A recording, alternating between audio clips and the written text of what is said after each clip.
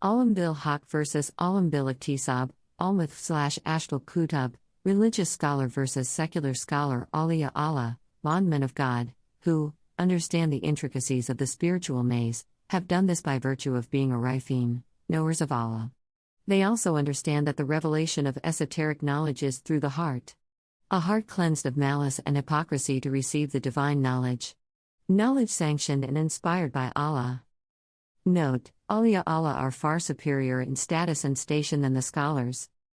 Meaning, people spend all their life in reading and writing, like a bookworm / but alas, all their efforts go in vain as they fail to gain union with Allah, which ought to be the actual objective of a real scholar. Real knowledge is that which prevents one from self-conceit, lust, and is inspired by Allah. Whosoever has not got the knowledge from the divine is surely a seeker of the world, intending to be called / known as a perspicacious scholar, is a sinner. To gain the real knowledge, one has to first of all sacrifice the 4 birds, shades, of nafs, i.e. cock of lust, the crow of greed, the peacock of fake beauty, and the pigeon of the desires. The lowest level of nafs is Nafs-e-Ammara, i.e. the ill-commanding nafs. The second level is Nafs-e-Lawama, i.e. the nafs which repents after committing sin. A better level is Nafs-e-Mulhima, which prevents from sin by inspiration, and the best level is Nafs-e-Mutmainna, i.e. the satisfied self which is never inclined towards sins. An alim bil Iktisab, Islamic bookworm, I would refrain from using the term Aalim-e-Soo, operates without the auspices and inspiration of the divine and presents the argument / reason / logic to confound his audience at the time / occasion. An alim bil Haq, on the other hand, is constantly inspired and guided by the divine, hence enlightens his audience with the argument / reason of universal nature, valid for all times / occasions, without falling victim to self-contradiction.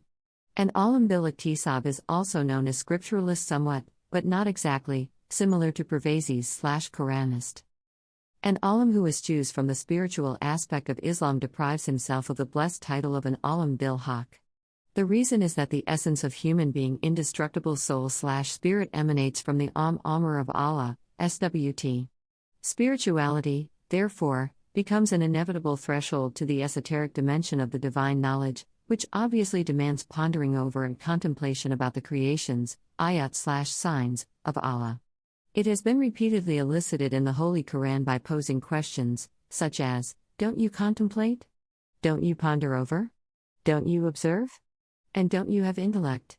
Hence becomes imperative of human essence / nature and cannot be ignored.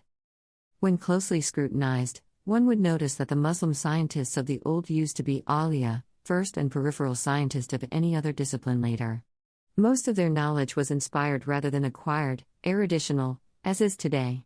They did not have access to highly sophisticated laboratories and scientific gadgets like today. Knowledge of religion is exoterically related to prayers and level of veracity by blessing them, the seekers, with the knowledge of verification, 469. This is the level about which it is said, perseverance is better than miracles. While esoterically it is related to 1. The inspired knowledge. 2. The knowledge which directly comes from the divine. 3. The knowledge gained through the undoubted book of all of the Qur'an, when its hidden meanings are revealed. These 3 kinds of esoteric knowledge can be sought through the ways of contemplation given here and below. Their practice would show the spectacle of both the worlds. Tasawwur-e-Tariq, contemplation of the divine way. Tasawwur-e-Tawfiq, contemplation of the divine favor. Tasawwur-e-Tahqiq, contemplation of the divine verification, and Tasawwur-e-Darya-e-Amiq, contemplation of the deepest ocean of divinity. Prophet, pbuh, before being endowed with prophethood, for such contemplation often used to seek solitude in the cave of Hira. It, therefore, becomes imperative, for him being an unlettered person, that he would have no other preoccupation there for days, but busy pondering and contemplating. Allah, SWT, has also advised spending time worshipping / contemplating in the last / later parts of the night, for it is suitable for coherence / concentration. According to a hadith, Allah descends to the first heaven to grace the invocations, plights of late-night worshippers. Indeed, the hours of the night are more effective for concurrence, of heart and the tongue, and more suitable for words, Q. 73-6. He is the Lord of the East and the West, there is no deity except Him. so take him as disposer of your affairs. Q. 73-9. Indeed, this is a reminder, so whoever wills may take to his Lord away. Q. 73-19. A hadith gives the prescription for recognizing a real scholar, Alim bil Haq, as follow. The one meeting him would remind you of Allah and also makes you eager to meet him again.